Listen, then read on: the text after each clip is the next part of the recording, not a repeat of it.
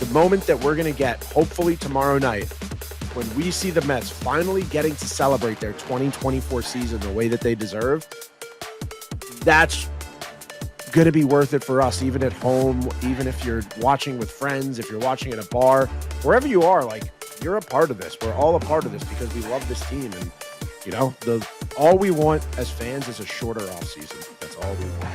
And all those guys in the dugout tomorrow, they're all going to have a chance to etch their names into Mets lore, and that is what it's all about. There is a hero in that Mets dugout. We're recording this right now. Like I said, clock just struck midnight on Thursday. We don't know who that hero is going to be yet. There is a hero, Vito. I look forward to showering that hero with praise around this time tomorrow night. Mets in 3. I'm not going to regret saying that. Hey guys, thanks for meeting us at the Apple. I'm Vito Calisi. You can follow me on Twitter at Vito F. Calisi. That's Jonathan Barron. You can follow him on Twitter at JMB9191. And look, we're going to be honest. It's not the result you wanted. You're winning a game 8 innings into a ball game, ready to go on to Philadelphia. You don't want to give that up. But the good news is every Mets fan knows this. This is a team that responds well when they're pushed up against a wall. The amount of times this team has had a terrible loss and then turned around the next day and went back out there and just shown up for business, it's like Carlos Mendoza said in his post-game press conference. They've been kicked in the mouth before, and they've went back out there to kick some. Yeah, I mean, you encapsulated that all pretty well. Good evening. A tough loss in Metsland. But that's postseason baseball. You know, at this time of the year, every single pitch matters. On Wednesday night, Jackson Chourio was the best player on the field. The Brewers' most important player was their best player. I mean, when you join the company with Babe Ruth and just the two of those guys, and in doing so by hitting 2 game-tying homers in the same postseason game, Jackson Chourio joined Babe Ruth as the only players to do that in Major League history. You give your team a chance to win. And, through the first 2 games of this series, we saw the Mets come back in game 1. They overcame a couple of deficits. And the Brewers come back in game 2. And in the regular season, Vito, the Mets had the 3rd most comeback wins in all of baseball with 41. The Brewers were tied for the 4th most in all of baseball with 39. Another thing we've seen the two teams trade off in this series is hitting with runners in scoring position. In game 1, the Mets went 5 for 7 with runners in scoring position. That'll do. In game 2, they went 2 for 11, and everyone's talking about it. I've seen a lot of chatter online about it. You're going to hear all day about it on Thursday in the lead up to this decisive game 3, the Mets with RISP. What do I like? I like the fact that the Mets had so many chances throughout the game. They were putting runners on base seemingly in every inning. This was a one-swing game. The Garrett Mitchell swing that gave the Brewers the 2-run lead in the 8th inning was ultimately the deciding factor. But if the Mets have one swing go their way, perhaps it's a different ball game. You come back tomorrow. You hope to get that one swing going your way, and you hope to move on to the NLDS.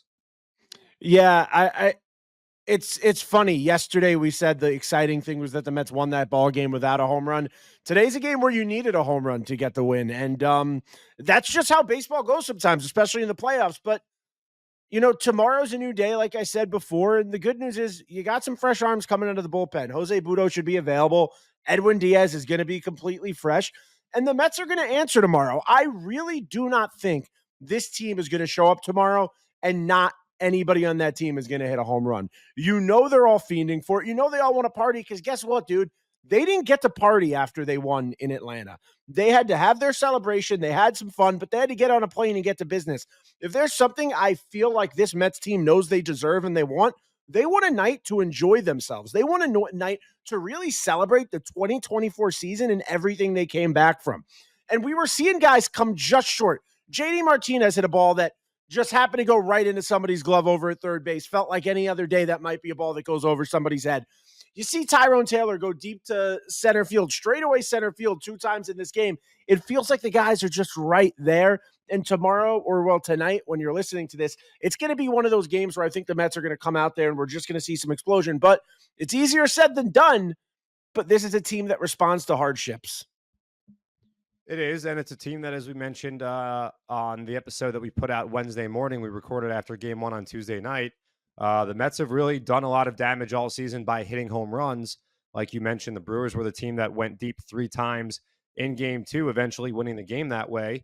Before that, Milwaukee had gone 3 straight games without a homer, and the Brewers explode for 3 homers in game 2. The Mets now going back to game 2 of Monday's doubleheader. They have gone 3 straight games without hitting a home run. That is unusual for this Mets team that hit so many home runs during the regular season. Like you mentioned, you would think that the Mets offense, especially when it comes to power, 13 of their 15 hits through the first 2 games of this series have been singles, will probably start to find some better luck when it comes to extra base hits. The Mets have hit a couple balls to the warning track through the first 2 games of this series. Starling Marte hit a couple in game 1. Brandon Nimmo hit a ball to the track in game 2. Pete Alonso made some solid contact. Of course, he had that really weird play in the first inning where kind of a freak thing where the bat just gets in the way and he trips over it. Maybe cost the Mets a run. I don't know. You don't know. I want to say one thing here. I know on the episode we did after game 1, someone commented on YouTube. We appreciate the comments. We appreciate you guys listening and following along, saying that I've been talking about Pete Alonso and that his moment here is going to come, and that I've been saying it for a month and it hasn't happened yet. And I saw what Mendy said after the game about Pete Alonso. And, I was happy to see it because, number one, it kind of validated the way I feel because I think that Carlos Mendoza has, as good of a pulse on his own team as he can. And number two, I know that they truly believe this deep in the clubhouse is that Pete Alonso is one swing away. All the guys in this lineup are one swing away. Starling Marte has had a really good first 2 games of this series. He has been up to bat 8 times, 8 plate appearances, excuse me. He has reached 4 times. The Mets in this series have only struck out 15 times through the first 2 games. They have drawn 9 walks. I really like the approach the Mets have shown at the plate. That's part of the reason why there was traffic on base seemingly every inning. Excuse me, getting all worked up here. In this game, in game 2, another thing I really like about the first 2 games of this series is that one thing that plagued the Mets all season long was their inability to limit sometimes the walks they would be issuing.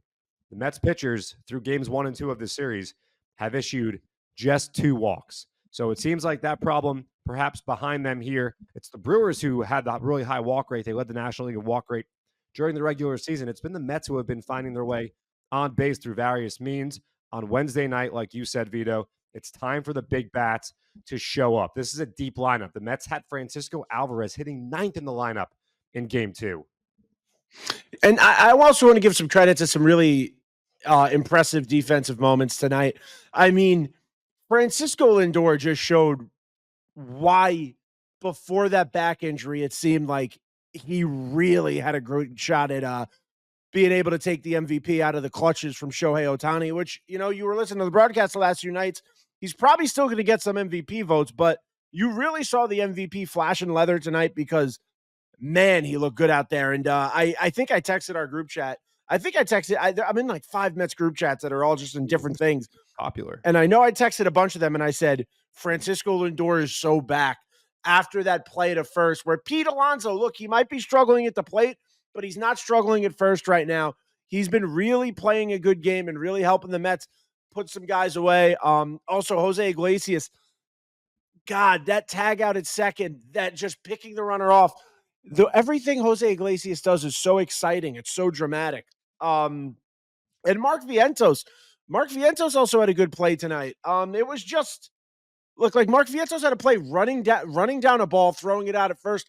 And Mark Vientos isn't a guy who has the most speed in the world. So him being able to get that runner out at first, running up on that ball, like there were things in this game that made me happy, and there were things in this game that made me feel like tomorrow's a new day, and tomorrow is the Mets day. I just, my feeling is this. I've thought since the day the Mets left Citi Field, it wasn't the last time I was going to see them at that ballpark this year. Yeah, I know a lot of people said that. And, it comes down to one game. This is just the 9th time that the Mets will be playing a winner-take-all game in the franchise's history. A team that goes back over 60 years now. That's a lot of baseball. And for just the 9th time, fans of this team will watch their club play a game that if they win, it's nothing but jubilation. And if they lose, we all know it's going to be a long offseason with a lot of questions to answer. A great season, but it would be coming to an end in very disappointing fashion, given the fact that the Mets had the incredible victory to get into the postseason on Monday. And then they come out and they put up an 8th spot in a game 1 victory on Tuesday night. So it's going to be a long day on Thursday as we wait for 7 p.m. The Mets and Brewers are the only two clubs playing. This is just the second time in the new playoff format that there will be a game 3 in this wild card round. And obviously, as many of you guys know, and if you don't, I guess it's why you listen to Meet at the Apple, the Mets will have been involved in both of those game 3 winner take all scenarios in the wild card round. Maybe a good omen. The first time this happened, the road team came away with a victory. Road team won game 1, home team won game 2. Perhaps we follow the same pattern here. For the Brewers, it'll be just the 7th time that they play a winner take all game in their franchise history. And if you're wondering, these two teams have not had so much success in those winner take all games recently. The Mets have dropped their last 2 such scenarios. The Brewers have dropped their last 2 such scenarios. So you're going to wake up on Thursday morning. It's going to be a new day. It's going to be a lot of hours of thinking, unpacking what could be in store for us on Thursday night. Jose Quintana taking the ball against Tobias Myers. The Mets just saw Tobias Myers out of the bullpen last Saturday. Quintana pitched, of course, on Saturday, had a season-high 9 strikeouts against the Brewers. And like you mentioned, all the guys in the bullpen who could be available for the Mets. I think this is, I know, and Mendy's already said as much. This is going to be an all-hands-on-deck moment for the Mets. You could see David Peterson in this game. I would not be surprised to see any combination of pitchers at any point in time in this game. And the same thing goes for the Brewers. I mean, tonight, Trevor McGill threw a lot of pitches. We'll see if he's available for Milwaukee in game 3, but Devin Williams didn't throw many pitches in game 3. Yoel Payamps is probably the one guy who might not be available for Pat Murphy since he's pitched in games 1 and 2. He threw 17 pitches in game 2. But other than that, both of these managers, both first-year managers that have had great seasons with their respective clubs, will be fighting for a spot in the National League Division Series, and it all comes down to 9, maybe extra innings of baseball on Thursday night. And I don't know, are you excited or are you nervous? Like, what? I don't know how to feel. You know, like I said, we don't do this all. Yeah, it's I think I feel the same way I felt today. Like I'm excited, I'm nervous all day. The closer I get to first pitch, the more I'm just like going through all my ups and downs and sideways and outs. Today was a big holiday. I drove over with my wife to deep South Brooklyn, and the whole car ride, I would literally was just all I was doing was thinking scenarios and thinking baseball. But if you're a Mets fan and you're in New York tonight, again, we keep saying tomorrow, I keep saying tomorrow. Tonight, you are listening to this in the morning. Tonight, you can come to Citi Field because there will be a watch party. And for only $10, which is going to be a donation to the Amazing Mets Foundation, you can come do something that fans have been begging for years. And that is a live watch party at Citi Field where you're going to get all of the benefits of being at a Mets game. The team's just not going to be there, but you're going to be around fans. The scoreboard's going to obviously be on showing the game. There's going to be all the sound effects you'd want to hear. Everything that's going to pump you up for a game, that's going to be happening. So, I mean, what better way to root the Mets on than with your other fans? Yeah, it'll be a lot of fun on Thursday night at Citi Field. Like you mentioned, they'll have the game on the big board. And look, guys and girls, we know that this was not the way that we wanted this Wednesday night to go. Shana Tova, by the way, to you and all the listeners out there who are celebrating the new year. This was not the way that we envisioned this evening going. But, and I know this might sound cliche, and we may have used this one a few times here along the way over the past couple of months, but if back in, say, I don't know, mid-May, early June, Vito and I had told you that on Thursday, October 3rd, which it, by the way, just turned to Thursday, October 3rd. If on Thursday, October 3rd, the New York Mets would be playing a winner-take-all game in the wild card round against the Milwaukee Brewers, would you sign for that? I think the answer is yes, you would sign for that. So, you know, Glass Half Full podcast here has been all season. We're not going to change that now. We're lucky to be able to watch it. Exciting, meaningful, not meaningful. This is a winner take all playoff game. I mean, this is what it is all about.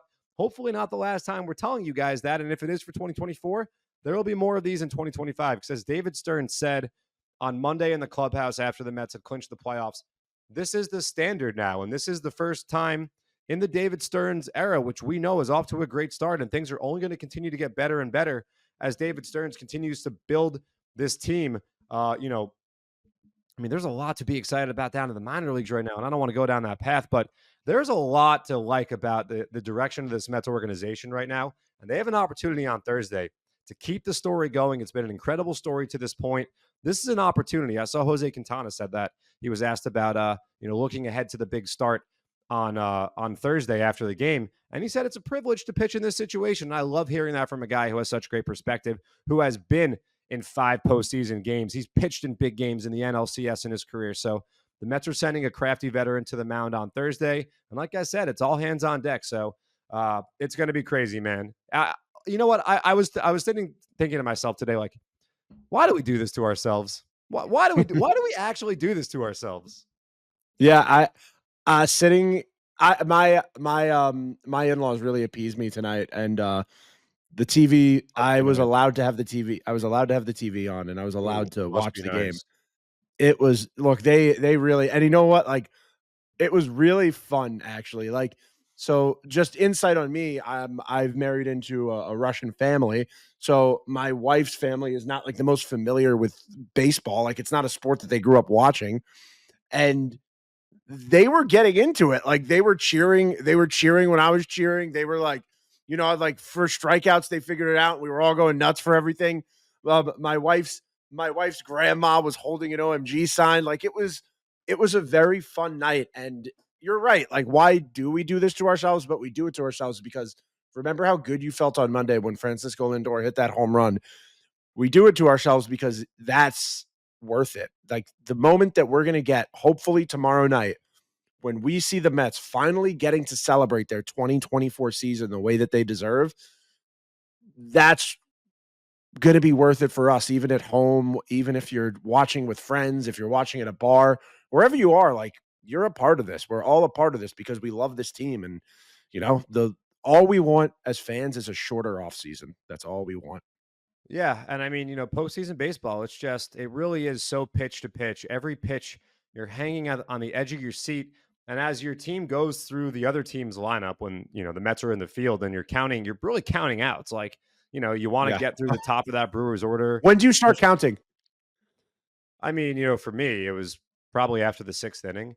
And the Mets Yeah. bullpen, obviously Phil Maton let things get away, but credit to Ryan Stanek and credit to Reed Garrett for the incredible job that those two did in this game.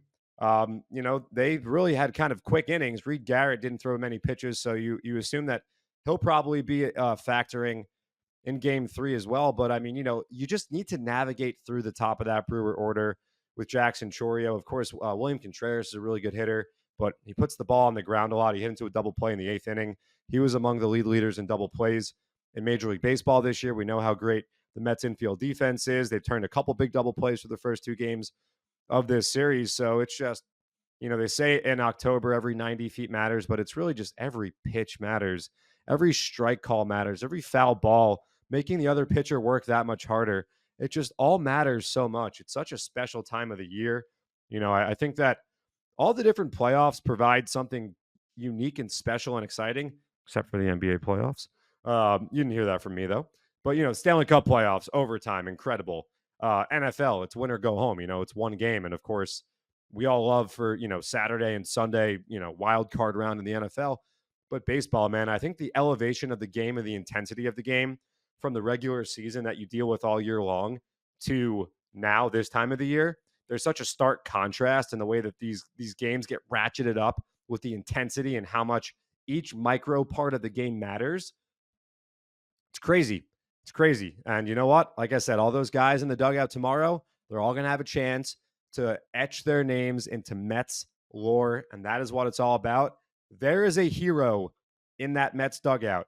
We're recording this right now. Like I said, the clock just struck midnight on Thursday. We don't know who that hero is going to be yet. There is a hero, Vito. I look forward to showering that hero with praise around this time tomorrow night. Mets in 3. I'm not going to regret saying that. I'm pumped up right now. You have me fired up. I'm ready for tomorrow. And yeah, man, look, tomorrow's a new day. Let's get it. I'm going to wake up, and every minute of the day, all I'm going to be thinking about is watching the Mets game, watching the boys getting ready. And it was fun. And I just have one last note. If anybody from ESPN is listening, anybody at all, just do me a favor. Just just show us who's warming up sometimes. Just, once in a while. Just once in a while, just show the bullpen. I would love to see who is warming up for the Mets when I'm watching a game that the Mets are playing in. I feel like I didn't see a single Met warming up at the bullpen until I saw Adam Ottavino at the very last second. In all honesty, I had to text Hunter Taubes, our social media coordinator, because he was my only boots on the ground out there, and I had to ask him every single commercial break, hey, give me a heads up who's warming up right now, because he was able to see from the press box. So ESPN, my only ask for you. I saw you fix the win probability meter. I saw you kind of put that back in order tonight. That was sick. But just show me who's in the bullpen, dude. That's a fair question. John, that's fair, right? That's a fair ask. It's a fair ask. I noticed that they showed Devin Williams warming up late in the game, but there was a lot of guessing as to what was next to come for the Mets. So yeah, I think it's a fair critique. I think it's a fair critique. But I will say I really am enjoying Boog Shambi in the booth. There's something weird and cool about having the voice of the video game that you play doing these games, because he calls games the same exact way with the same tonation and the same moments that he does, and all the work he puts in with MLB The Show. Of course, the incredible Matt Vasgersian, who did that game for so long, so many years. Yeah, how would you rank those two? I'm sorry to interrupt you. I'm sorry if that was me interrupting you, John. I'm very sorry. I don't want to step on your toes. I know some people got very mad about that yesterday. But can you rank those two for me as far as MLB The Show voices you like to hear?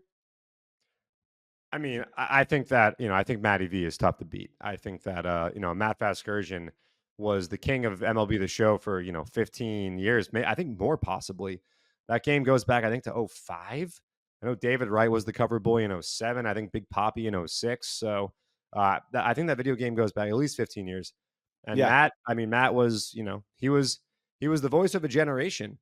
His voice has been on so many monumental calls in baseball history. Francisco Lindor hit that massive home run on Monday. That arguably the biggest home run of his career. The other one that's in the conversation was a grand slam that Francisco hit. I think it was game 2 of the 2017 ALDS against the Yankees when Francisco was in Cleveland, a crazy game that the then Indians, now Guardians, wound up winning in extra innings. But it's just funny whenever you hear the voice of the guy that does the video game doing the real game, because you can close your eyes and it's like you feel like you're playing the game for a second. So I think the ESPN booth has done a really good job. I know, of course, it's hard to stack up with Gary, Keith, and Ron, and Mets fans are so spoiled having the best baseball booth on our side, but I have been enjoying all of ESPN's coverage. This is a really special time of the year. I know that baseball kind of has its own NCAA tournament type feel right now when you have the 4 games scattered throughout the day. Unfortunately, this wild card series that baseball implemented in 2022, the format, we don't see that many game 3s. We mentioned earlier, this is just the second time there's going to be one. So there's only going to be one game tomorrow, but we don't have too many days left on the schedule with multiple baseball games in general. So enjoy it while it lasts, guys, because once that November weather rolls around and the Jets are on their way to a disappointing 8-win season, maybe, we're going to be missing baseball. Yeah, and I agree. I mean, it's hard to beat Matty V when it comes to the show, and it is fun hearing the voice of the game while you're watching the game. And look, I'm just doing gentle ribbing. I've enjoyed the coverage. I just the win probability yesterday, the bullpen today. That's my only complaints. But tomorrow's a new day. This felt good. Honestly, it feels good. Look, Mets fans, call your friends after a tough game. You know what the best thing to do is? Call up one of your buddies and just talk it out and have a fun conversation. Because that's what I do with that's what me and John do on this podcast. We literally just sit down and talk it out. I know on other games where if I'm not talking to John, I'm calling my buddy Gabe, and me and him are just talking it out. So just get it out. Get ready for a new day. We're going to wake up. We're going to watch the Mets, and we're going to see them celebrate, because the 2024 Mets never say die. You can follow me on Twitter at Vito F. Khaleesi. You can follow John on Twitter at JMB9191. Thank you guys for listening, and we will see you back here tomorrow after Game 3. Winner goes home. Wild card, baby. Keep that faith.